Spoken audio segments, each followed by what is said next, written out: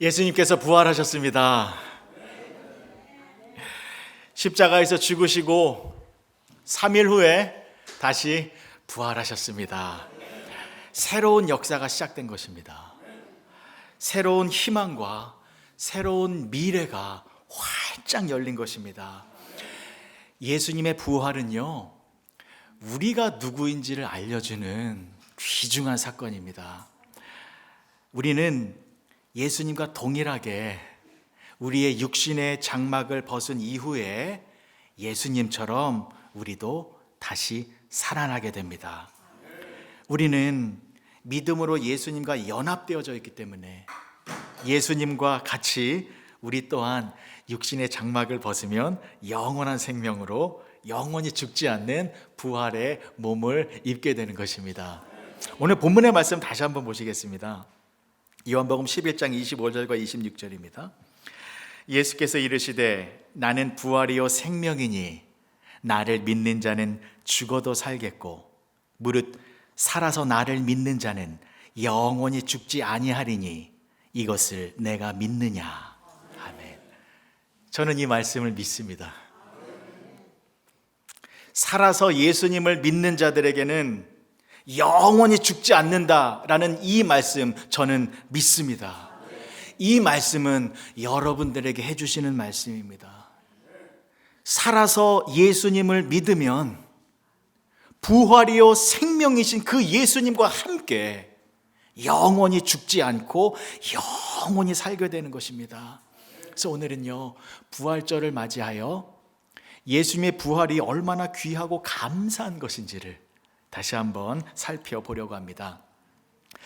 옆 사람과 다시 한번 인사 나누실게요. 이번에는요, 예수님이 3일 후에 부활하셨습니다. 인사 나누실게요.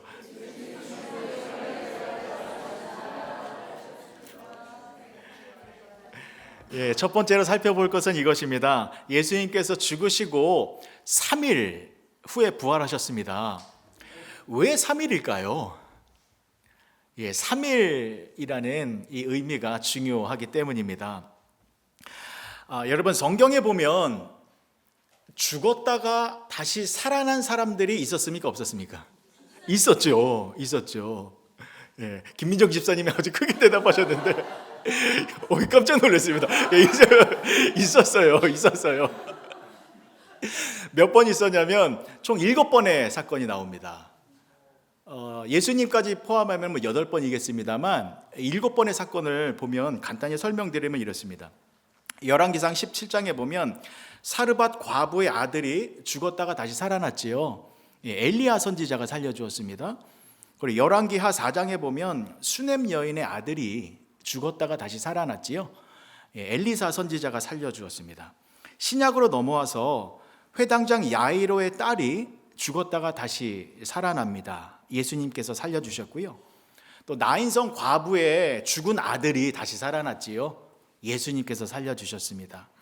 그리고 베다니에 사는 나사로, 우리가 잘 알고 있는 나사로가 죽었다가 살아났습니다. 예수님께서 다시 살려주셨습니다. 그리고 여제자 다비다가 병들어 죽었는데 다시 살아났습니다. 베드로가 살려주었고요. 그리고 설교를 듣다가 졸다가 3층에서 떨어져서 죽은 유두고 있었잖아요. 사도 바울이 살려주었습니다. 주무시면 안 됩니다. 저는 못 살려요. 자, 이렇게 죽었다가 다시 살아난 사건이 7번 나와요. 그런데 보십시오. 이 사람들 중에 죽었다가 다시 살아날 때에 죽은 지 3일 만에 다시 살아난 사람은 몇 명이나 있을까요? 한 사람도 없어요. 죽었다가 3일 만에 다시 살아나신 분은 오직 예수 그리스도 한 분뿐이십니다. 이 사람들은 죽은 당일날 다시 살아났다거나 아니면 죽은 다음 날 살아났거나 아니면 죽은 나사로처럼 다시 살아난 나사로처럼 죽은 지 나흘 만에 사흘이 지나서 살아난 사람들이지 3일 만에 다시 살아나신 분은 예수님 한 분밖에 안 계십니다. 이것은 무엇을 말하는 것이냐면 예수 그리스도가 참 메시아이시다 라는 것을 확증해 주는 것입니다. 왜 그런지 설명을 드리겠습니다. 여러분, 구약 성경에 보면 앞으로 오실 메시아가 이러이러한 일들을 할 것이다 라고 예언하고 예표하는 내용이 가득하지요. 그 중에서 메시아는 죽음 이후에 3일이 지나서 다시 살아나게 될 것이다 라고 3일이라는 정해진 시간을 보여주고 있습니다. 그래서 진정한 메시아라면 반드시 이 3일이라는 시간 속에서 부활해야 되는데, 예수 그리스도께서 정확하게 3일 후에 다시 살아나셨다라는 것은 구약 성경에서 예표하는 그 메시아가 바로 예수 그리스도이시다라는 것을 알려주는 것입니다. 그러면 구약에서 3일이라는 기간을 어떻게 예표하고 있는지 간단하게 몇 가지만 살펴보도록 하겠습니다. 첫 번째, 이삭의 내용입니다. 하나님께서 아브라함에게 100세에 난 그 귀한 아들 이삭을 모리아산에서 제물로 바치라 라고 명령을 하셨죠. 자, 하나님께서 이삭을 제물로 바치라 라는 명령을 하셨을 때 그때부터 이삭은 죽은 사람입니다. 왜냐하면 하나님께서 명령하셨기 때문에 이삭은 반드시 죽어야 하는 운명에 사로잡혔고, 또 아버지 아브라함은 어떻게 했습니까? 하나님의 말씀에 순종하여 정말로 이삭을 죽이기로 작정했습니다. 그러니까 하나님의 명령이 떨어지는 순간 이삭은 이미 죽은 사람이었습니다. 그런데 아브라함이 이삭을 제물로 바치기 위하여 모리아산으로 왔는데 그때가 며칠째인지 보시기 바랍니다. 창세기 22장 3절과 4절의 말씀입니다.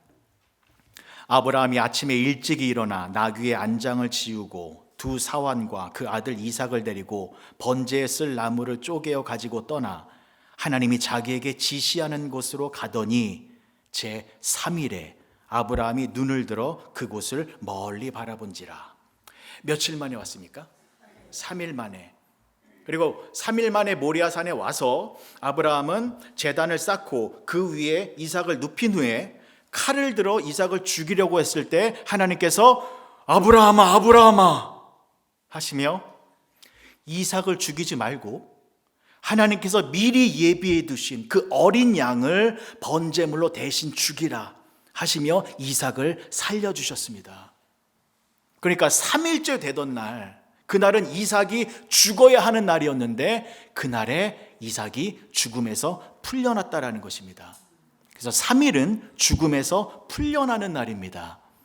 그래서 히브리서 기자는 이 사건을 예수님의 부활을 비유한 것이다 라고 기록하고 있습니다. 히브리서 11장 17절에서 19절 말씀입니다. 아브라함은 시험을 받을 때에 믿음으로 이삭을 드렸으니 그는 약속들을 받은 자로 돼 그 외아들을 드렸느니라. 그에게 이미 말씀하시기를 내 자손이라 칭할 자는 이삭으로 말미암음이라 하셨으니 그가 하나님이 능히 이삭을 죽은 자 가운데서 다시 살리실 줄로 생각한지라. 비유컨대 그를 죽은 자 가운데서 도로 받은 것이니라. 자, 두 번째 요나입니다. 요나. 자, 요나가 하나님의 명령을 어기고 니느웨가 아니라 다시스로 가다가 풍랑을 만났지요. 그 배에 함께 타고 있었던 사공들은 왜 갑자기 풍랑이 일었는지 그 원인을 알기 위하여 제비를 뽑았습니다. 누가 뽑혔습니까? 요나가 뽑혔지요. 그래서 요나를 바다에 빠뜨렸습니다. 바다에 빠지자 큰 물고기가 요나를 삼켰습니다. 요나는 물고기 뱃속에서 며칠 있었습니까? 3일 있었죠. 요나서 1장 17절입니다. 여호와께서 이미 큰 물고기를 예비하사 요나를 삼키게 하셨으므로 요나가 밤낮 3일을 물고기 뱃속에 있으니라. 자, 이 3일은 어떤 시간입니까? 요나에게 있어서 죽음의 시간이었습니다. 죽음의 시간 3일이라는 그 시간을 보내고 있었는데, 자, 3일째 되던 날 하나님께서 말씀을 하시니 물고기가 이 요나를 무트로 토해냈지요. 그래서 요나는 물고기 뱃속에서 3일 동안 죽음의 시간을 보냈고 3일이 지난 후에 다시 살아난 것입니다. 이것 역시 예수님의 부활을 예표하는 것이지요. 그래서 예수님께서 친히 이렇게 말씀해 주셨잖아요. 자, 마태복음 12장 40절의 말씀입니다. 예수님이 이렇게 말씀하신 것입니다. 요나가 밤낮 사흘 동안 큰 물고기 뱃속에 있었던 것 같이 인자도 밤낮 사흘 동안 땅속에 있으리라. 그리고 마태복음 16장 4절의 말씀입니다. 악하고 음란한 세대가 표적을 구하나 요나의 표적밖에는 보여줄 표적이 없느니라 하시고 그들을 떠나가시니라. 예수님께서 보여줄 표적은 요나의 표적밖에 없대요. 그게 뭡니까? 3일 동안 죽음의 시간에 있다가 3일 후에 다시 살아나는 것. 이 표적을 보여줄 수밖에 없다라고 말씀하신 것입니다. 그리고 마지막 세 번째는요, 우리가 잘 알고 있는 히스기야 왕입니다. 열왕기하 20장에 보면 히스기야 왕이 병들어 죽게 되었습니다. 단순한 병이 아니라 정말 죽을 병에 걸렸습니다. 그래서 히스기야가 벽을 바라보고 눈물을 흘리며 통곡의 기도를 합니다. 하나님께서는 이 히스기야의 기도를 들으셨습니다.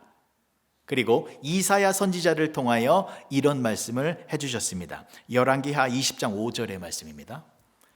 너는 돌아가서 내 백성의 주권자 히스기야에게 이르기를 왕의 조상 다윗의 하나님 여호와의 말씀이 내가 내 기도를 들었고 내 눈물을 보았노라.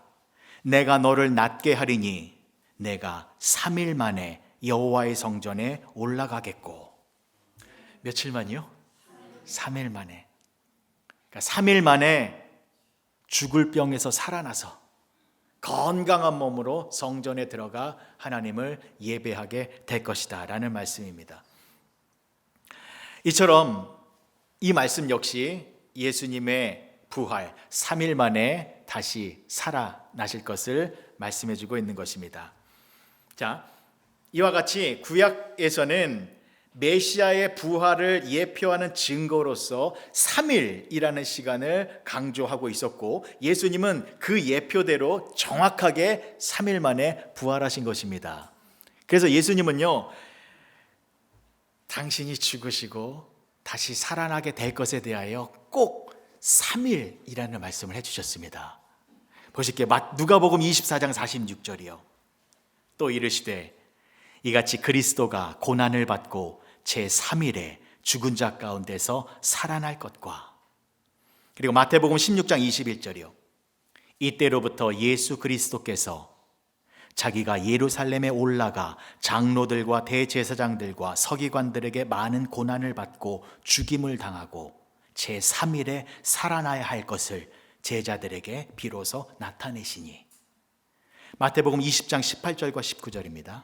보라, 우리가 예루살렘으로 올라가노니 인자가 대제사장들과 서기관들에게 넘겨짐에 그들이 죽이기로 결의하고 이방인들에게 넘겨주어 그를 조롱하고 채찍질하며 십자가에 못 박게 할 것이나 제3일에 살아나리라. 자, 내용을 정리해 보면 이런 거죠. 예수님께서 십자가에서 죽으시고 3일 후에 다시 부활하신 것은 구약 성경의 내용을 완벽하게 성취하신 것이고, 그 말은 예수님은 우리의 참다운 구원자이시고 메시아이시다라는 것입니다. 그래서 사도 바울은 이것을 잊지 않도록 하기 위하여 이런 말씀을 해주고 있습니다. 고린도전서 15장 3절과 4절입니다. 내가 받은 것을 먼저 너희에게 전하였느니 이는 성경대로 그리스도께서 우리 죄를 위하여 죽으시고 장사 지낸 바 되셨다가 성경대로 사흘 만에 다시 살아나사. 예수님은 성경대로, 즉 구약의 예언과 예표대로 우리의 죄를 위하여 죽으셨고 성경대로 3일 후에 다시 살아나셨다라는 것입니다. 여러분, 예수님은 저와 여러분들을 구원하시는 참다운 메시아이십니다. 그럼 이어서 살펴볼 것은 이것입니다. 예수님의 부활이 우리들에게 어떠한 영향을 미치는가라는 것입니다. 즉 예수님의 부활이 나와 무슨 상관이 있을까라는 것입니다. 결론부터 말씀드리면 예수님께서 부활하셨기 때문에 예수님을 믿는 저와 여러분들도 예수님처럼 부활하게 됩니다. 왜냐하면 예수님의 부활은요, 연속성이 있습니다. 즉 예수님의 부활은 저와 여러분들에게도 영향이 이어진다라는 것입니다. 제가 서두에 예수님 이외에 죽었다가 살아난 사람들을 제가 쭉 말씀드렸죠. 자, 그 사람들을 보면 그 사람들이 죽었다가 살아난 것이 다른 사람들에게 영향을 끼쳤나요?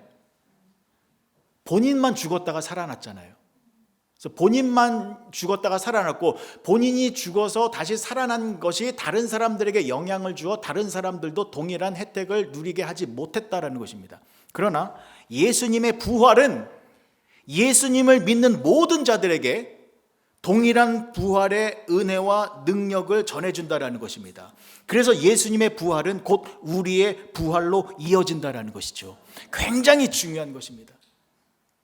그렇다면 왜 예수님의 부활이 우리의 부활이 되는 것입니까? 그 이유는요, 성경 말씀에 너무나도 귀한 말씀이 나오거든요. 예수님은 살려주는 영이기 때문입니다. 고린도전서 15장 45절의 말씀이요. 이 말씀은 꼭 암송하셨으면 좋겠습니다. 기록된 바 첫사람 아담은 생명이 되었다 함과 같이 마지막 아담은 살려주는 영이 되었나니. 마지막 아담이 누구이십니까? 예수님이시죠. 마지막 아담이신 예수님은 살려주는 영이십니다. 예수님은 우리 모두를 살려주시는 분이십니다. 여러분, 저는 목사가 된 게 너무 감사해요. 왜냐하면 예수님을 전할 수 있어서입니다. 제가 예수님을 전하면 예수님으로 말미암아 여러분들이 살아요. 저는 이 말씀을 믿습니다. 예수님은 살려주시는 분이세요. 예수님이 여러분들을 살려주십니다. 여러분들이 죽어가는 모든 것들을 예수님께서 다시 살려주십니다. 여러분들이 죽음의 그늘 속에 있다면 예수님은 생명의 빛을 비추어 주십니다. 여러분들이 사망의 굶주림 속에 있다면 예수님은 생명의 양식을 공급해 주십니다. 여러분들이 절망의 목마름 속에 있다면 예수님은 생명의 생수를 부어 주십니다. 여러분들이 사랑의 메마름 속에 있다면 예수님은 십자가에서 보여주신 그 놀라운 사랑을 여러분들에게 부어주십니다. 예수님은 살려주시는 영이십니다. 여러분들의 지금 삶의 형편과 상황과 모든 것들을 예수님이 다시 살려주십니다. 나는 이제 죽었구나, 나는 이제 끝났구나, 주저앉아 계시지 마십시오. 나는 나를 포기할 수 있을지 몰라도 예수님은 그러지 않습니다. 예수님이 여러분들과 함께하고 계시면 예수님이 여러분들의 모든 것을 다시 살려주십니다. 그래서 예수님과 함께 영원한 생명을 가지고 예수님과 함께 부활의 생명을 누리고 있다라는 것은 우리들이 엄청난 축복을 누리고 있다라는 것임을 잊지 마시기 바랍니다. 자, 그러면 연이어서요. 자, 예수님이 다시 사셨잖아요. 예수님이 다시 사신 것이 어떻게 해서 우리를 다시 살리는 것인지 그 내용을 좀 말씀을 드리려고 합니다. 이런 예화가 제일 적절할 것 같아서 제가 여러 번 말씀을 드립니다. 제가 몇 번 말씀을 드린 적이 있는데 제 경험이에요. 제가 중학교 2학년 때 북한산에 있는 북한산 수영장을 친구들과 함께 놀러 갔습니다. 중학교 2학년입니다. 어떤 나이입니까? 제가 수영을 하나도 못했거든요. 근데 친구들이랑 있으면 객기라는 게 생기잖아요. 중학교 2학년이에요. 중학교 2학년. 분명히 저는 수영 못하는데 제 친구들이 깊은 데서 수영을 하는 거예요. 어떻게 할까요? 어떻게 했을까요, 제가? 내 친구들도 하는데 나는 왜 못해? 붕덩 들어갔는데 죽는 줄 알았습니다. 정말. 웃지 마세요. 물에 빠져보셨어요? 정말로 무서워요. 물 밑으로 그냥 쭉 빠지는데 그 어린 나이에 진짜 죽는구나. 막 정신없이 허우적거렸습니다. 이게 안전요원 있잖아요. 그 라이프가드가 튜브를 던져줬거든요. 못 잡아요. 이거 정신없어서. 이거밖에 못해요. 근데 결국 그 안전요원이 들어와서 물속에 있는 저를 구해줬거든요. 어떻게 구해줬는지 아세요? 제 머리를 잡고 이렇게 올렸어요. 그러니까 제가 죽는 줄 알았거든요. 근데 머리가 물 밖으로 나오니까 숨이 쉬어지고 살겠더라고요. 살았어요. 근데 그때 그 경험이 저에게 지금까지 큰 깨달음을 주고 있습니다. 근데 솔직히 좀 생각하고 싶지 않은 과거예요. 얼마나 창피했게요 그때. 친구들이 저를 얼마나 놀렸게요. 그런데 그게 생생하게 제가 체험했잖아요. 놀라운 깨달음을 지금까지 너무나도 감사합니다. 뭐냐면 사람이 물속에 빠지면 죽습니다. 왜요? 숨을 못 쉬니까요. 이것은요 사실 세례와 연관되는 것입니다. 원래 세례는 침례잖아요. 원래 침례가 정상입니다. 침례가 뭡니까? 나의 몸이 물속으로 완전히 잠기는 거잖아요. 이게 무엇을 뜻하는 것이죠? 나는 내 죄로 말미암아 완전히 죽었습니다라는 걸 고백하는 거잖아요. 다시 올라올 때는 내가 예수님으로 말미암아 다시 살아났습니다라는 것을 고백하는 거잖아요. 자, 그래서 제가 물속에 빠졌을 때는요 완전히 죽은 사람이었어요. 정말 무서웠어요. 그런데 제 머리가 물 밖으로 나오니까 살았습니다. 이 경험을 통하여 제가 무엇을 깨달았냐면 머리가 살면 온몸이 삽니다. 자, 물속에 빠졌어요. 근데 손이 나오거나 발이 나온다고 해서 제 몸이 사나요? 아니죠. 머리가 살아야 머리와 붙어있는 온몸이 살게 되는 것입니다. 여러분, 예수님은 우리의 머리 되십니다. 머리 되신 예수님이 살아계시다면 예수님과 연결되어져 있는 저와 여러분들은 예수님과 함께 살게 되는 것입니다. 그래서 예수님의 부활이 우리의 부활이 되는 것이고, 머리 대신 예수님이 다시 살아나셨기 때문에 예수님의 지체된 우리들도 함께 살아난다라는 것입니다. 그러니 우리가 예수님과 연합되어지는 것, 예수님과 한 몸으로 연결되어지는 것, 이것이 얼마나 중요한 것인지 아시겠지요? 제가 왜 그렇게 예수님과의 연합, 예수님과 하나됨, 이것이 중요한 것인지를 그렇게 강조한 것인지 이해가 되시겠지요? 골로새서 1장 18절의 말씀이요. 그는 몸인 교회의 머리시라. 그가 근본이시요 죽은 자들 가운데서 먼저 나신 이시니 이는 친히 만물의 으뜸이 되려 하심이요.